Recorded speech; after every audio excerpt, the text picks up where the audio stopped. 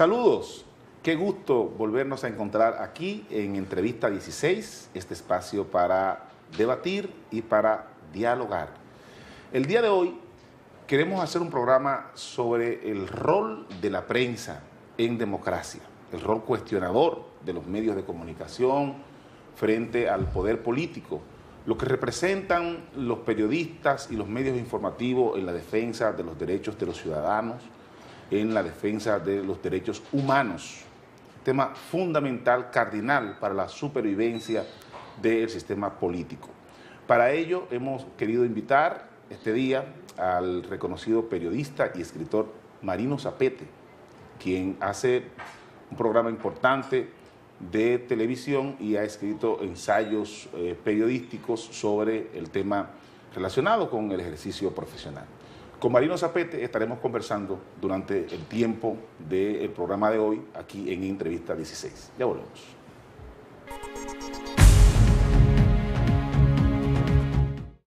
Aprovecha las ofertas de Plaza Lama. 2x1 en bombillos Palmoral. 15% de descuento en máquinas seleccionadas. Set de mancuernas 20 kilogramos 3,100. Caja fuerte digital 3,600. Y cinta de medición Inco 30 metros 200 pesos. Continúa la gran feria de muebles y colchones en Plaza Lama. Reclinable Elena, convertible en otomán. Antes 5,995, ahora 3,599. Juego de sala Ibiza, sofá de 3 más sofá de 2, varios colores. Antes 30,095, ahora 28,795. Juego de colchón Elegance Queen, 60 por 74. Antes 20,649, ahora 14,395. Juego de colchón postopédico Queen, 60 por 74. Antes 26,640, ahora 23,295. Mesa de centro, disponibles en color negro y blanco. Antes 5,995 y ahora 3,999.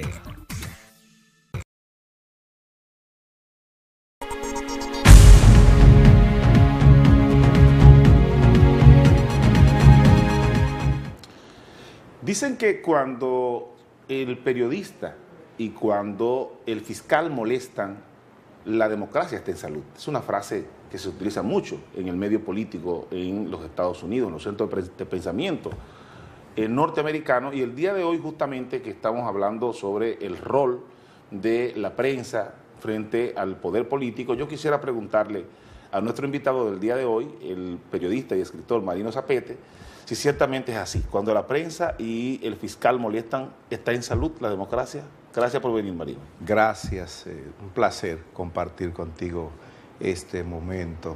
Mire, yo pienso que el periodismo tiene un rol, según yo lo veo, porque obviamente, como dice Campo Amor, en este mundo traidor nada es verdad ni mentira. Todo es según el color del cristal con que se mira, y yo tengo mi cristal.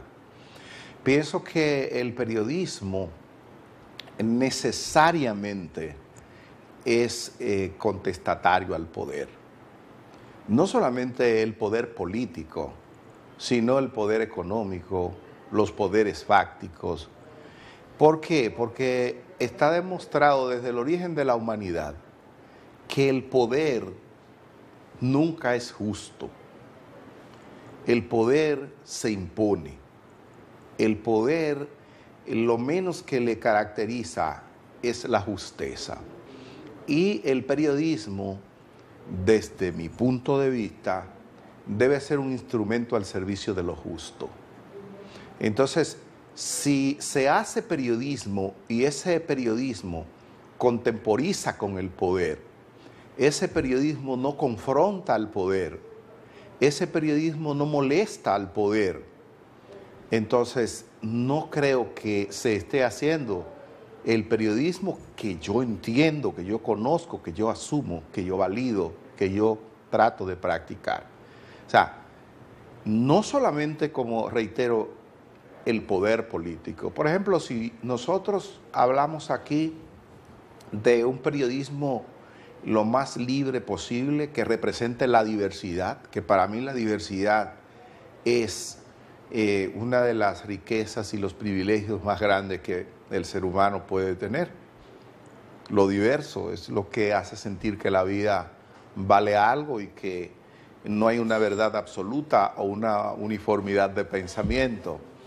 Entonces, por ejemplo, si un periodista aquí trata de hacer su trabajo, su oficio, con algún nivel de independencia y tratando de interpretar el rol del periodismo en una sociedad plural, abierta. Por ejemplo, la iglesia, es casi seguro que con la parte que domina la iglesia usted tiene confrontación. Igual lo hace con los grandes burgueses, porque igual con el poder político, igual con los altos militares, porque el poder en sí se fortalece y se sostiene sobre lo injusto. Entonces, cuando tú llegas a responder la pregunta del por qué, que tú como periodista que eres sabes que el periodismo ha renunciado a responder esa quinta pregunta, porque en todos los porqués aparece el poder. El poder es responsable de todo lo que anda mal cuando tú llegas a responder la pregunta del por qué. Y por eso los medios de comunicación han conculcado esa parte de las 5 famosas preguntas que debe responder un contenido periodístico. Esa quinta no. Tú hablabas de la diversidad en democracia y hablabas como una virtud de la democracia, ciertamente. Sin embargo, en República Dominicana el periodismo asume muchos prejuicios que son prejuicios de clase, en esencia. Es decir, por ejemplo, el clero religioso tiene una serie de prejuicios respecto de temas como el matrimonio homosexual o como el aborto, etcétera, que entonces se asumen como premisas, como estándares, incluso límites en el ejercicio del periodismo. Hay medios informativos que tienen como límite tratar este tema y si se trata de esta manera, no desde esta perspectiva. ¿A qué tú atribuyes que haya ese nivel de estigmatización, de prejuicios en el periodismo dominicano respecto de temas que ni siquiera son temas relacionados con el mismo ejercicio de profesión, sino que son temas de clase? El interés que pueda tener la Iglesia Católica en un momento determinado en temas como el aborto, que además no es un interés permanente. Lo que tú vas a ver es que poco a poco esos temas se van a ir desmontando dentro de la misma Iglesia Católica. Como yo lo veo, aquí ha habido un cambio de actores de poder, pero no de mentalidad, desde Trujillo. Por ejemplo, si tú ves cómo se ejercía el periodismo cuando Trujillo, leía algo de Molina Morillo donde él decía que, por ejemplo, en una ocasión él estuvo en España cubriendo una visita de Trujillo y habían 2 censores que eran Joaquín Balaguer y no recuerdo el otro señor, que eran los censores oficiales del régimen, y que él escribió una crónica de lo que había sido, o una reseña periodística de lo que había sido... Eran Balaguer y Anselmo. Anselmo Paulino, perfecto. Anselmo Paulino era el hombre fuerte. Sí. Ese es el 52 más o menos, cuando se produce el viaje de Trujillo a España, a reunirse con Franco, que se pone el viscornio como si fuera ya un rey y todo. Entonces decía Molina Morillo que él escribió una reseña periodística de ese viaje porque él era estudiante y estaba trabajando allá y la gente del Caribe, él hacía trabajo para el periódico El Caribe. Entonces, cuando él escribió lo que escribió, que lo sometió al censor, él le dijo, ¿y de dónde saca usted que alrededor de 50,000 personas victoriaron a Trujillo a su llegada a Madrid? Y él dice, bueno, más o menos eso fue mi apreciación. Y le dijo, ok.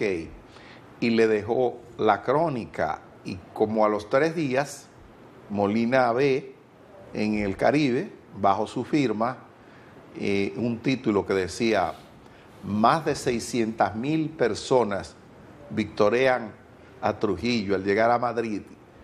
Y eso te daba una idea de cómo se ejercía en ese momento el periodismo. Era un poder absoluto de un dictador. Y de alguna manera la gente tenía que cuidarse para no desentonar. Pero aquí los que hacen periodismo, los que dirigen periodismo, los dueños de los medios, han seguido pensando exactamente así. Solo que no es un dictador. Han seguido pensando que no se puede desentonar con el poder.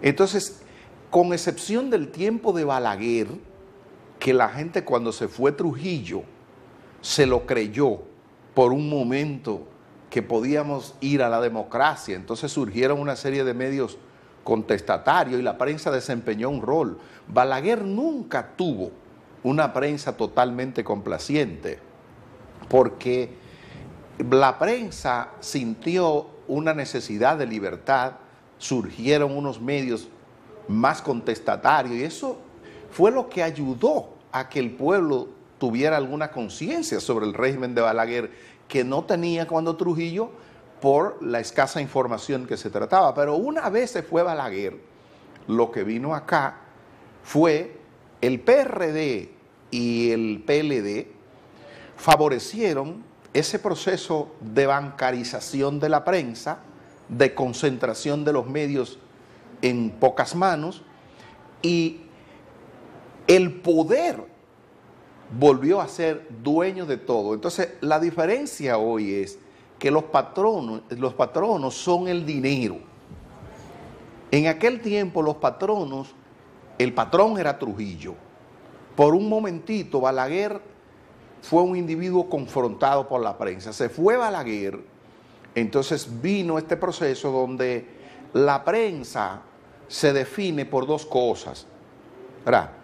Por los poderes fácticos, la iglesia, los apellidos, los nombres, y el dinero, el dueño de. Entonces ha habido una especie de asociación de malhechores entre un paquete de políticos bandidos que pasaron a ser dueños de medios transitoriamente con aquella famosa quiebra de los bancos. Tú sabes que el Estado pasó a ser dueño de medios, y ha habido una asociación de intereses entre dueños de medios y políticos corruptos. Los políticos corruptos, para que los dueños de medios los dejen enriquecerse, y los dueños de medios que son ricos ya, para tener más dinero en esa asociación. Entonces, nada que atente contra eso puede tener de manera fluida y sostenida una discusión abierta en los medios de comunicación. Aquí hay una dictadura que pudiéramos nosotros, medio por medio, analizarla, y que se ha conformado, no, se comenzó a conformar antes, pero que se ha consolidado de una manera increíble con la llegada de Danilo Medina. Yo no creía que la gente de Danilo Medina representaba en términos ideológicos una corriente tan recalcitrante y atrasada, porque ellos son como los unos. Donde ellos pisan no crece la hierba. Eso lo han puesto en práctica, no solo, hasta con sus propios compañeros políticos. Y en la prensa, aquí, actualmente, hay primero 2 o 3 individuos que son dueños de todos los medios. Y esos no son medios rentables de por sí, sino que representan otros intereses colaterales, ¿verdad? Pero además todos los ricos están juntos. Porque si tú te pones a ver, recientemente se casó la hija de Manuel Corripio con el hijo de Pellerano. Es así, una misma familia. Ellos son dueños de todos los negocios. Entonces tú, si confrontas aquí, hay una sociedad que los vincula por otra parte. Entonces eso no permite que el periodismo sea ese instrumento liberador. Liberador no porque eso sea una trinchera para hacer la revolución, sino porque es un camino para llevarle a la gente la verdad.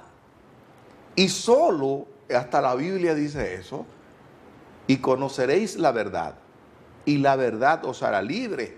Sobre todo esto de la concentración de medios, hay un tema que está relacionado con la censura. Incluso en Washington, la Comisión Interamericana de Derechos Humanos ha dicho que es un riesgo latente el hecho de que los periodistas, los propios periodistas, se están convirtiendo en elementos de restricción de la libertad de expresión, de garantizar esa ley del periodismo, de escuchar las dos campanas, porque muchas veces esos intereses de que tú hablas, que medran alrededor de los medios de comunicación, pues se defienden coartando la posibilidad de que alguien ejerza la réplica o que alguien pueda contradecir lo que un medio de comunicación cree. Sobre este tema y otros más vamos a volver en el segmento próximo. Tú hablabas de la presencia del gobierno del presidente Danilo Medina, de lo que ha representado la política de comunicación del presidente Danilo Medina en estos 4 años. Creo que es un tema interesante y es un tema obligado para debatir con un entrevistado como tú. Así que ya volvemos.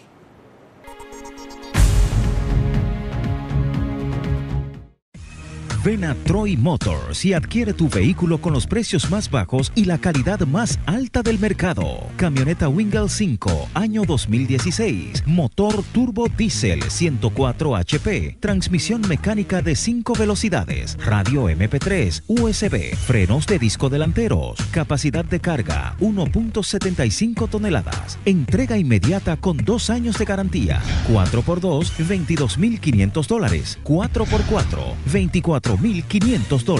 Camión Foton Aumark, chasis 12 pies de largo, motor Isuzu 2800 cc, 102 HP, transmisión manual de 5 velocidades, peso brutal vehicular de 5.5 toneladas, 3 años de garantía por solo $19,800. Camión Foton Aumark C, motor Cummins 3800 cc, 142 HP, freno de moto en el escape, transmisión manual de 6 velocidades, 3 años de garantía, chasis de 14 pies y peso de 7.5 toneladas por solo $27,500 y chasis de 17 pies y peso de 9.5 toneladas por solo $29,750. Troy Motors, dirección al futuro.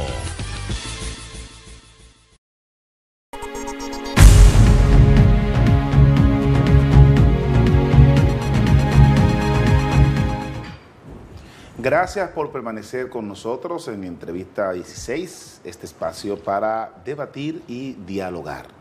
Estamos hablando con Marino Zapete, periodista y escritor, sobre el rol de los medios de comunicación. Y antes de ir a la pausa, justamente conversábamos sobre el peso que ha tenido el gobierno del presidente Danilo Medina con su política de comunicación en los medios de comunicación del país. Marino, ¿cómo pudiéramos, partiendo ya de este ejercicio de 3, 4 años del presidente Danilo Medina, cómo pudiéramos calificar primero la figura del presidente? Yo pienso que 4 años de ejercicio, que ya es una legislatura, un periodo, pues te permite calificar a un presidente. ¿Cómo pudiéramos decir que es el perfil de Danilo Medina? ¿Es un presidente autoritario, un presidente democrático, o alguien que está en una condición intermedia entre el autoritarismo y la democracia plena? Mira, si me permite, voy a retomar para que no se nos vaya el planteamiento, antes de responder a esa pregunta, el planteamiento que hacías cuando despedíamos el otro segmento sobre el problema de la autocensura y qué tanto afecta. Tú sabes que hay una teoría en comunicación que se llama la teoría del portero. Se supone que los medios de comunicación, todos tienen una portería que está para filtrar qué es lo que se publica, lo cual es legítimo, porque si tú tienes un medio de comunicación y vas a publicar todo sin filtro, tú vas a tener problemas con la ley, vas a tener problemas de buena costumbre, de lo que se puede decir ahí. Entonces existe la portería, existe el director, existe el jefe de redacción, existe el jefe de información, el corrector, el tipo que selecciona y discrimina para dónde va el reportero y a qué en la mañana. Entonces esa es la portería. Esa es la que define a grandes rasgos lo que es el contenido del medio cada día, ¿verdad? Porque elige por el reportero. Usted va a ir a cubrir tal cosa y no tal cosa. Después, cuando viene, pregunta sobre tal cosa, busca la reacción de fulano. Y cuando llega y esa persona te dice los temas, tú le dices, mira, comiénzalo por aquí. Y después que el tipo construye, tú te reservas el derecho de titular tú la noticia que le escribió y revisar todo ese contenido.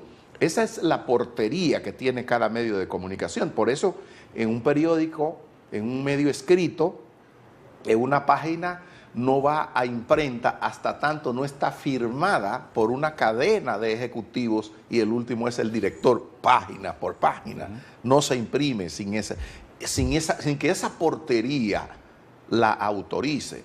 Pero ¿qué ocurre? Que el rol del periodista no es de ser portero. El rol del periodista es llevar lo que pasó, o por lo menos su visión de lo que pasó, no condicionado por la portería. La portería está para eso, pero usted no está para eso. Usted lleva eso y la portería allá hace su trabajo.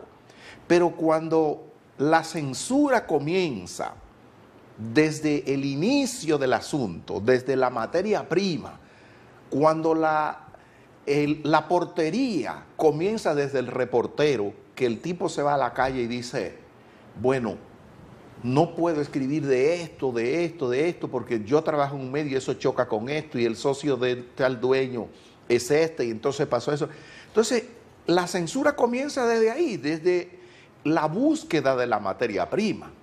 Entonces, comienza un proceso desnaturalizado de origen, con una falla de origen. Y por eso es la gravedad de la autocensura. Cuando el periodista va y construye una historia y esa historia tiene un porcentaje de verdad que ronda el 80, el 90%, es difícil para la portería desnaturalizar eso de tal manera que no quede nada de la verdad ahí.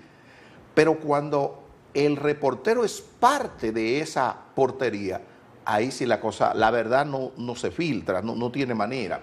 Entonces, por eso la autocensura es tan grave para una sociedad que debe conocer lo que pasó realmente.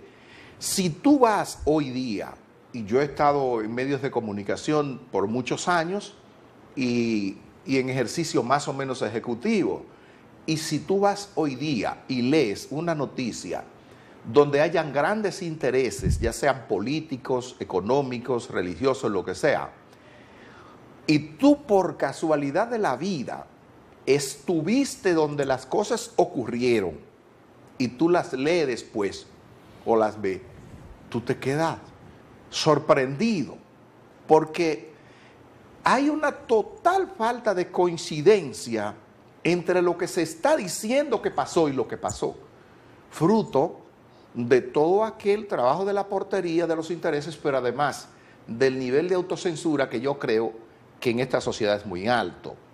Si me permite pasar, entonces, a lo de el presidente a lo del perfil del presidente Danilo Medina, es decir, que pudiéramos decir que el presidente se ha caracterizado en estos 4 años, casi 4 años de gestión de gobierno, por dirigir un gobierno matizado esencialmente por tintes autoritarios, o un presidente que está en la acera de enfrente siendo un presidente democrático, abierto con los medios de comunicación.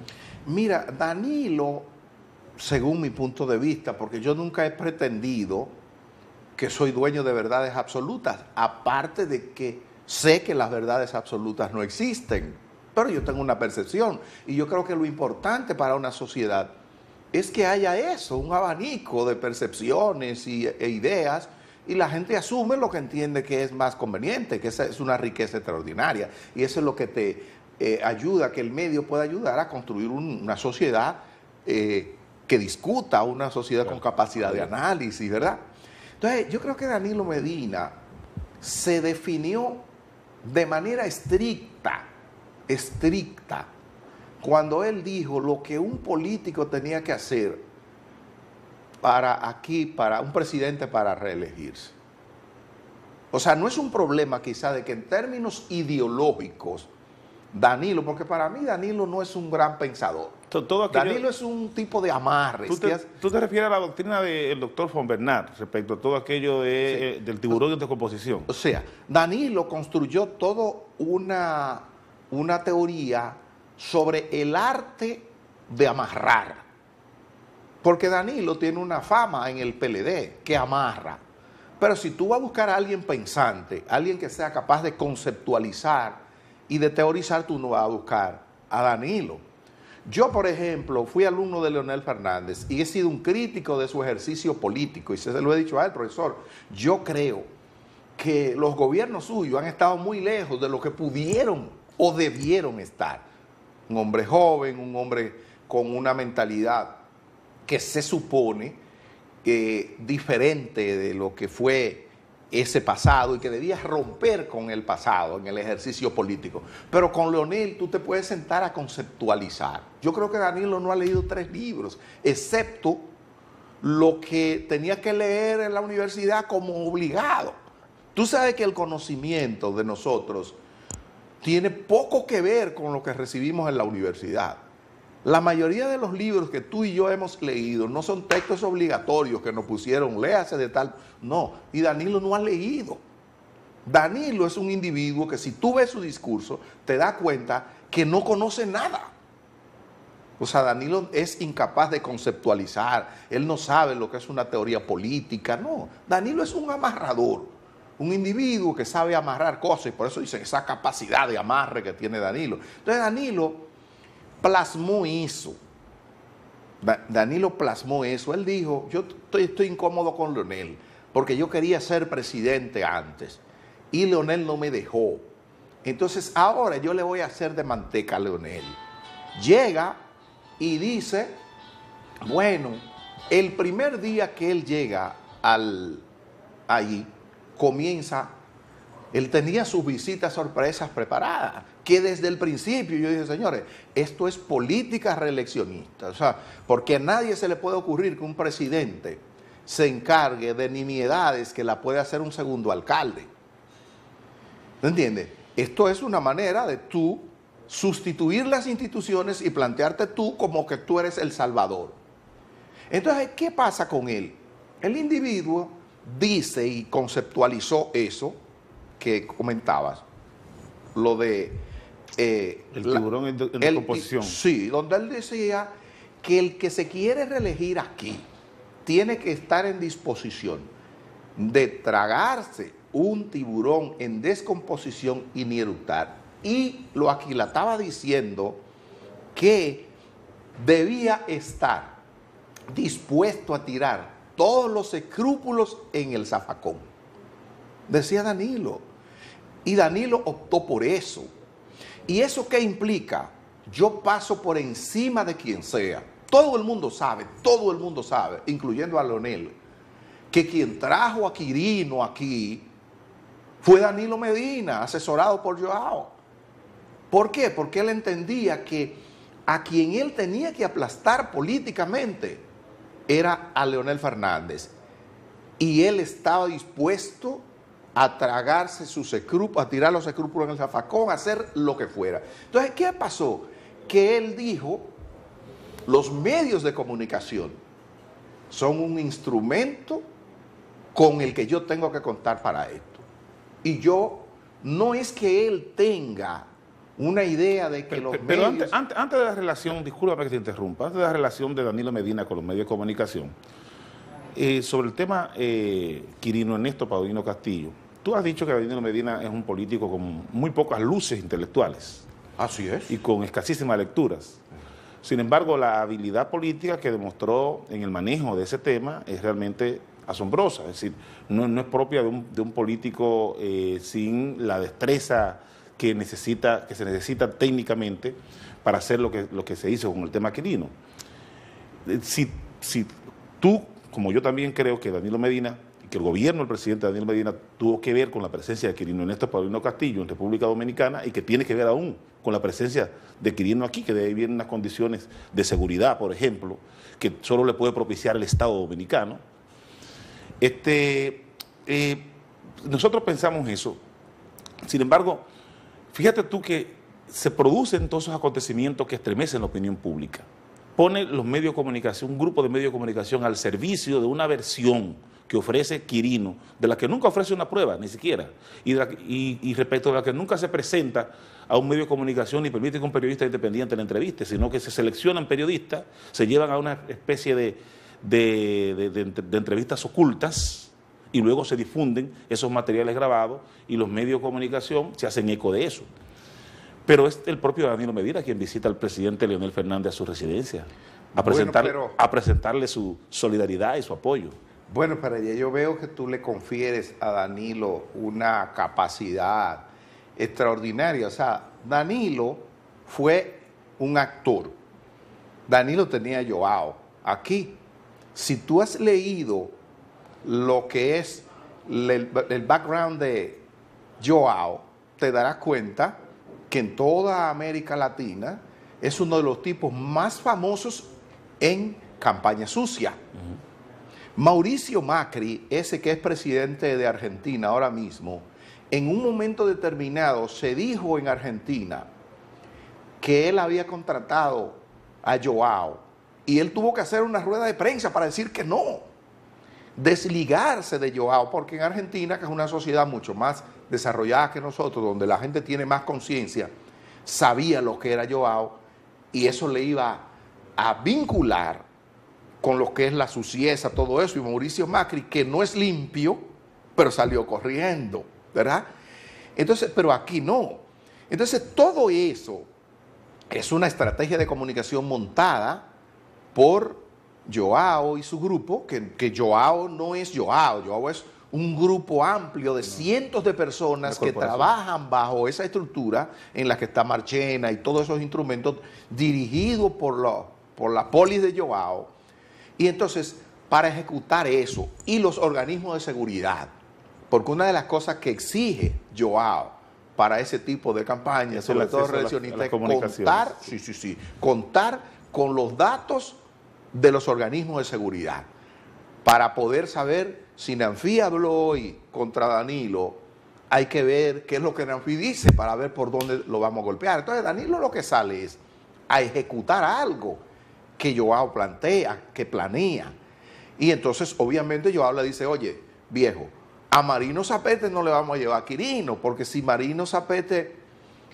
llevamos a Quirino a Marino Zapete, Quirino no le va a poder decir lo que dijo ahí cuando le preguntaban sobre otros políticos, si recibieron algún dinero de él. No, ese no es el caso, como él decía. El único caso era el de Leonel Fernández. Entonces, ellos eligieron sus periodistas o sus habladores de cosas a los medios de comunicación. Yo en mi programa no podía ni nunca asumí como una noticia, como algo cierto, lo que dicen que Quirino dijo, porque nunca hubo de manera fehaciente un Quirino frente a los medios diciéndole, yo soy fulano de tal, yo vine aquí de esta manera y vine. No, todo eso se armó. ¿Y quién lo arma? Lo arma su estrategia de comunicación, no lo arma Danilo. Entonces, pero cuando toqué el tema, lo que te quería decir era hasta dónde el tipo es capaz de llegar haciendo honor a su tiburón en descomposición. Lo que sea yo lo hago, escrúpulos no hay. No es lo mismo un tipo que renuncia a cualquier tipo de escrúpulo que la audacia. O sea, tú no eres un tipo audaz, tú no eres un tipo brillante, tú no eres un tipo genial porque esté dispuesto a hacer lo que sea. Ahora, tú te buscas 2 o 3 individuos pensantes para que te arreglen el camino y tú te vas por ahí. Entonces, Danilo Medina se dio cuenta que los medios de comunicación, como él no tenía absolutamente nada que pudiera crearle una expectativa a la gente, porque es increíble, si ustedes ven las encuestas, Gallup, Greenberg, Penn, te va a dar cuenta, 5 preguntas o 4 preguntas. ¿Cómo usted ve la economía? Mal. ¿Usted tiene esperanza de que la economía mejore? No. ¿Cómo usted ve la seguridad? pública en el piso. Y después entonces usted pregunta, entonces dice, bueno, ¿y por quién usted va a votar? Ah, por Danilo Medina. O sea, ahí hay una contradicción sumamente fuerte que ningún medio de comunicación ha querido discutir, ni tampoco ningún analista. ¿Por qué? Porque nadie quiere discutir y el gobierno decidió que al precio que sea, no se va a discutir. Danilo y Temístocles Montaz están discutiendo ahora. En medio del derroche de la campaña están discutiendo ya la reforma fiscal. ¿De dónde van a sacar el dinero si se quedan que están derrochando, con el que están comprando todo? Y aquí no hay un medio de comunicación ni nada que haga un reparo en eso y diga, oye, pero si estamos hablando de una reforma fiscal que en lo que es nuestra historia representa una carga adicional para los ciudadanos, eso es lo que siempre ha representado. Entonces vamos a tratar de ser austeros. No es posible. Entonces, según los datos de participación ciudadana, hubo un momento en que se estaba gastando aquí 13 millones mensuales en publicidad. 13 mil. 13 millones. 13 millones mensuales en publicidad. 13 es una cantidad insignificante. 13 millones en publicidad política. No, diario. 13 millones diarios en publicidad política. En enero se gastó. Los datos del PRD dan cuenta de 49 millones, del PRM, de 49 millones diarios. No. Yo estoy citando lo de participación ciudadana. Ellos decían que se gastó, por ejemplo, en enero, 13 millones diarios y dijeron 369 millones en el mes, solamente en la publicidad política y gubernamental. Eso es, en este país pequeño en términos del pastel publicitario, una incursión decisiva en todo lo que va a salir. Y en consecuencia, todo atado por los cuernos. Entonces, ¿qué es lo que ha hecho Danilo Medina? Danilo Medina ha comprado, esa es la palabra. Ha comprado, por ejemplo, cuando Pepín Corripio decía que él no recibió ninguna presión para por no colocar el video del PRM. Perfecto. Yo escribí en Twitter y yo dije, Pepín ha dicho la verdad, no es presión. Danilo no presiona, él compra.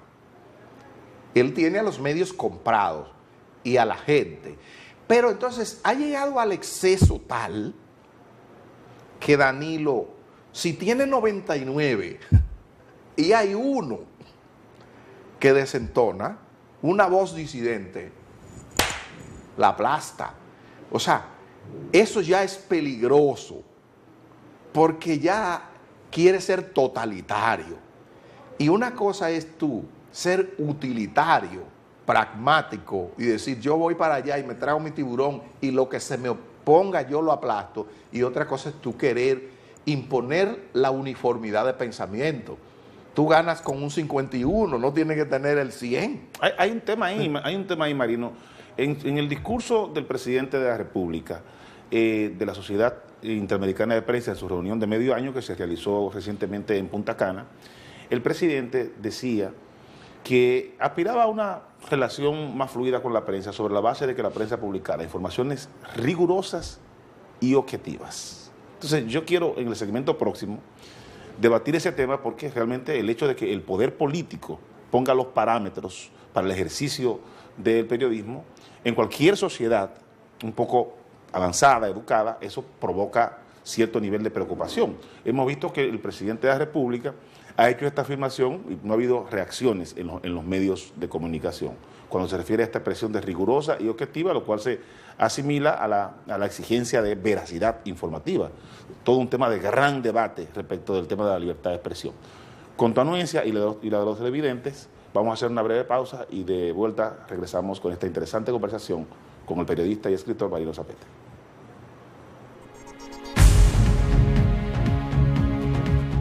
En Plaza Lama, fin de semana de super ofertas. Leche Listamilk, 1 litro, 49 pesos. Pollo entero fresco Don Pollo, 37,95 la libra. Y pan de agua, 10 unidades, 35 pesos. Plaza Lama, la super tienda. Aprovecha las grandes ofertas de Electrolama y Plaza Lama. Televisor LED LG 40 pulgadas Smart TV 4K Ultra HD. Antes 42.995, ahora 39.995. Televisor LED Samsung 32 pulgadas Smart TV Wi-Fi 17.995 y televisor LED 39 pulgadas Full HD 16.995.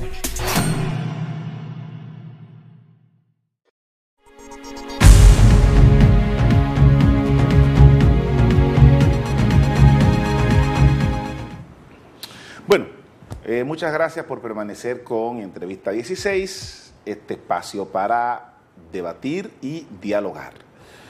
Marino Zapete, que es nuestro invitado del día de hoy, le preguntaba hace un momento sobre el tema de cómo pudiéramos calificar el perfil político del presidente Danilo Medina, si de un presidente democrático, abiertamente democrático, o un presidente con rasgos autoritarios. Y todo esto se ha generado en torno a un debate sobre el último discurso del presidente en la reunión de medio año de la Sociedad Interamericana de Prensa, en que el presidente le exigía a la prensa dominicana publicar informaciones rigurosas y objetivas.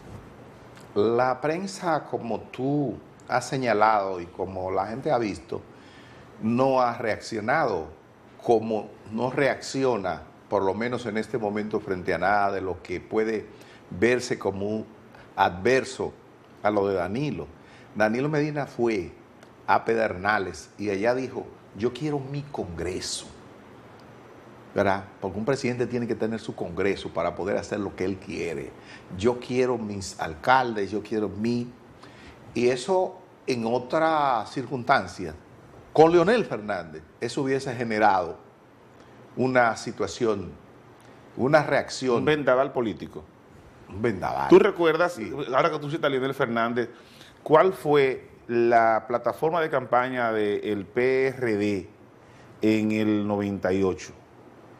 El hecho de que si el PLD concentraba todos los poderes, claro, iba a haber una dictadura y consecuentemente la gente tenía que votar por el PRD para poder equilibrar la democracia. Y en efecto, el PRD ganó el Congreso en esa coyuntura del 98. Sí, yo recuerdo que doña Milagros... Si el presidente Leonel Fernández decía una cosa como esa, en esa coyuntura, el vendaval, el escándalo que se generaba, porque justamente lo que se trataba de ocultar era el interés del gobierno en controlar el Congreso, como si no hubiese sido un interés políticamente legítimo. Perfecto. Entonces, ¿qué ocurre?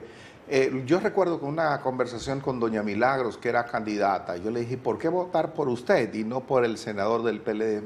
Porque el Congreso se convertiría en un sello gomígrafo si son ellos dueños de todo. Entonces, yo entiendo, me dijo ella, que a la sociedad democrática, plural, abierta, le conviene que haya un equilibrio en el poder. Entonces, Danilo Medina ha tenido la fortuna o la genialidad. ¿Es Danilo tan genio o es tan sortudo que pueda decir eso que es mucho más de lo que otros han dicho y que eso no genere ningún ruido? Solamente el nivel de inversión económica que ha hecho le ha dado esa posibilidad. Sobre el tema de la CIP, tú sabes lo que hace la CIP y tú sabes lo que hacen los candidatos, porque no solamente fue Danilo que fue a suscribir antes de haber terminado la reunión el documento que la CIP emitiera, porque Danilo fue y todavía ese documento no estaba terminado totalmente y él dijo, le doy mi firma. Esa firma se la dio a Abinader, todos los candidatos, porque la CIP es un instrumento poderoso. Entonces, para un presidente en campaña y para un candidato en campaña, desentonar o confrontar a la CIP en este momento no era conveniente. Danilo va allí y dice que algo bonito, y exhortar a los medios y decir a lo que él aspira, a una sociedad donde se ejerza un periodismo riguroso, objetivo, todo eso. Ese es el discurso. Ahora, cuando tú ves lo que han sido los principales escándalos del gobierno aquí, como la OISOE, como ese asunto de Punta Catalina, que yo creo que aquí el día que eso se dilucide y que alguien se siente, que lo sienten a explicar eso de Punta Catalina y todo eso, oye, yo no sé dónde eso va a llegar. Entonces, esos temas que son parte de la objetividad y la rigurosidad, esos temas son vedados. Todos los temas, aquí hay una carretera clandestina que se está haciendo, que cuesta más de 1.000 millones de pesos, desde Río San Juan, dañando toda una cordillera hasta San Francisco de Macorís, y que se determinó que el dueño de la carretera era un individuo que estaba vinculado al PLD y que tuvo problemas por narcotráfico, todas esas cosas que se dicen. Todo eso se calla. Es decir, la práctica que ha exhibido y que ha impuesto el gobierno de Danilo Medina, incluso con organismos internacionales. Acuérdate lo que le hicieron al señor de Human Rights Watch, que vino aquí, que el propio jefe de prensa de la presidencia lo acosó y después felicitó a los reporteros que lo acosaron públicamente, una cosa que nunca nadie la había visto. Entonces, para los medios de comunicación no quieren discutirle eso a Danilo, porque yo te digo, ahora mismo,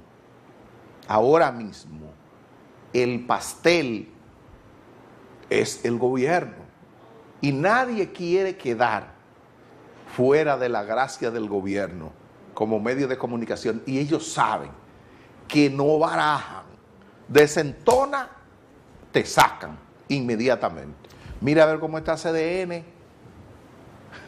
quebrado prácticamente. El gobierno, ellos han hecho algunos programas contestatarios y mira lo que pasó con CDN Radio, el programa de La Morena, Salazar, que vi que un tuit donde dice que su programa en Teleantillas, aquí en Madruga, ya no se ve por internet, ni siquiera eso lo permiten. Entonces imagínate tú, ¿de qué información objetiva se está hablando? Todo este tema de la presencia del presidente Danilo Medina y su relación con los medios de comunicación es una asignatura pendiente para los periodistas y para la democracia dominicana. Por ejemplo, esta ruptura que se da entre el discurso de inicio de Danilo Medina, de que no se van a utilizar fondos públicos para promover la figura política del presidente de la República, y finalmente cómo terminamos este primer gobierno con un culto excesivo a la personalidad del presidente de la República. Es decir, utilizando fondos públicos de manera masiva para promover la figura del presidente de la República. Mira, eso es una cuestión tan increíblemente arbitraria que yo te puedo comentar, por ejemplo, mi salida de SIN, la salida de Edith y yo, que yo pienso que con Edith cometieron una injusticia, porque vamos a decir que si ellos consideran justo que todo aquel que constituye una voz disidente y confrontativa para ellos hay que quitarlo, ok, en el caso mío que me quitaran, pero esa no es Edith. Edith, su único problema era estar juntas conmigo en ese programa, y por eso la aplastaron también. ¿Qué pasó con lo de SIN? ¿Por qué yo salí? Bueno, Nuria Piera, Cavada, Alicia, Monegro del diario El Día, y varios periodistas que fueron con Danilo a Panamá, grabaron una rueda. Leonel Fernández tenía domingo, fue la última actividad de Leonel Fernández masiva en el Palacio de los Deportes, que era domingo. Danilo estaba en Panamá. Danilo regresaba el sábado. Y el viernes graban una rueda de prensa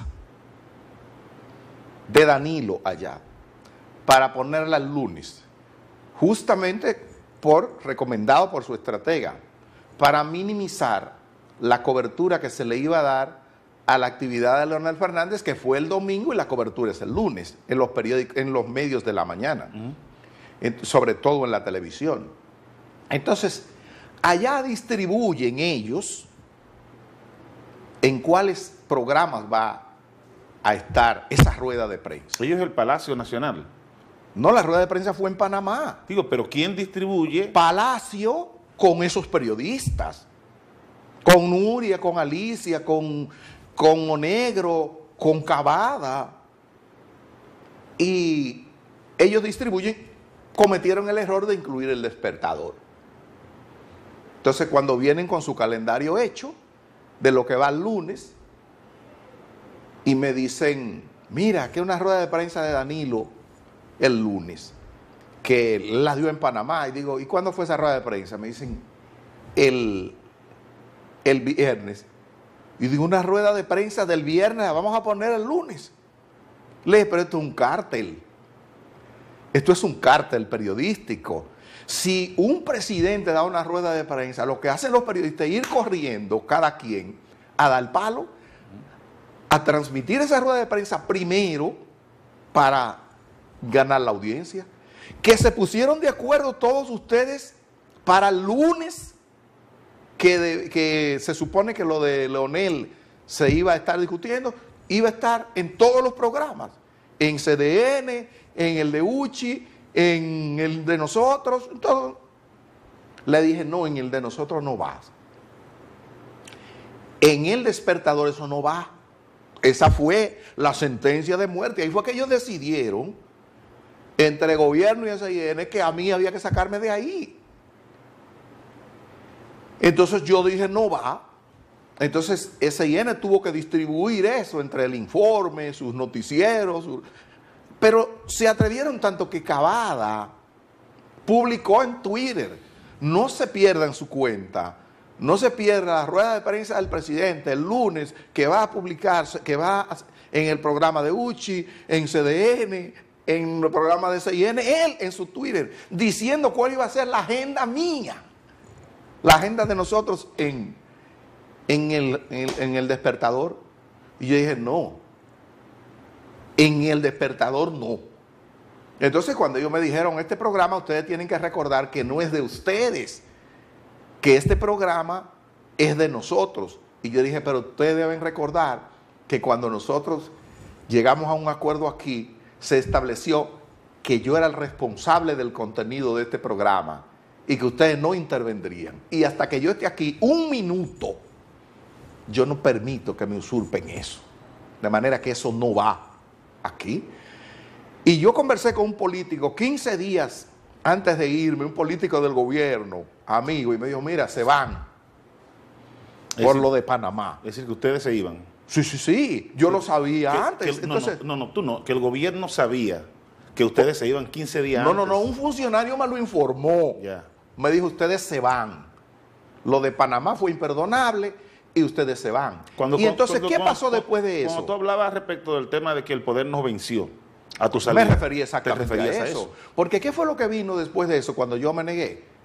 Fernando me convoca a una reunión, a mí, a Edith. Fernando Hasbún. Sí, y nos dice que tenemos que ver si podemos variar un poco más el contenido, meter noticias, Sí, o sea, es decir, suavizar la línea claro, de opinión del programa. Él no lo iba a decir así exactamente como tú lo dices, pero eso era la idea. Entonces yo le dije, oye viejo, tú puedes poner hasta una telenovela que tú quieras en tu espacio, porque ese es tu espacio. Ahora, conmigo, no. Conmigo, no. Mientras yo esté aquí, eso no puede pasar. Y dijo, entonces tú no puedes estar. Y yo le dije, pero fabuloso, porque esto es tuyo. Yo nunca he dejado de reconocer que yo no soy el dueño de este espacio. Y así salimos nosotros. A nosotros nos sacó el gobierno. Y yo feliz de que me haya sacado el gobierno. Porque, oye, yo prefiero morir de pie que vivir de rodillas. Yo no le acepto ni a Danilo, ni a ningún político que esté ahí, que sea dueño de mi conciencia. Yo fui preso cuando el gobierno de Hipólito Mejía, yo fui preso, yo confronté a mi querido profesor, lo confronté de manera frontal, tú lo sabes que lo confronté. Así es. a pesar de todo lo que lo quiero, a Leonel. Y yo he confrontado, yo tengo 31 años de periodismo tratando de hacer honor a eso que nosotros hablábamos, de para qué debe servir el periodismo. Oye, lo que la gente conoce, todas las decisiones que las personas toman en función de lo que conocen, y si lo que conocen es mentira, oye, ¿para dónde va una sociedad así? Entonces yo soy una gente que necesito poco, y lo poco que necesito, lo necesito poco, hablando en términos materiales. Yo no tengo que negociar nada. Yo soy un hombre que vive feliz y que vive contento y que duerme tranquilo. Mi carga es ligera porque hago lo que tengo que hacer. Bueno, es una excelente manera de terminar esta entrevista, lamentándolo porque justamente estamos tal vez en el punto más interesante de la entrevista. Pero quiero rescatar de una expresión que dijiste respecto al hecho de que prefieres morir de pie que vivir de rodillas. Juárez. Que esa expresión del prócer, el expresidente mexicano, Benito Juárez, bueno, nos refiere un poco a esa idea de mártir, ¿verdad?